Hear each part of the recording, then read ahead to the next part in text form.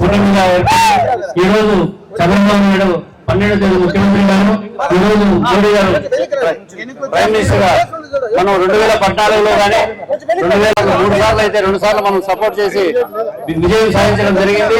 కాబట్టి నరేంద్ర మోడీ గారి నాయకత్వంలో భారతదేశం ఎంతో అభివృద్ధి చెందుతుందని ఆకాంక్షిస్తూ అదేవిధంగా అదే పాటలో ఎన్డీఏ గవర్నమెంట్ కు సపోర్ట్ గా ఈ రోజు చంద్రబాబు నాయుడు గారు కూడా ముఖ్యమంత్రిగా ఆయన అన్ని ఈ రోజు హెచ్లో ఉన్నప్పుడు కూడా మనం మాత్రం అక్కడ మనకు ఆఫర్ చేసినా కానీ నరేంద్ర మోడీ గారి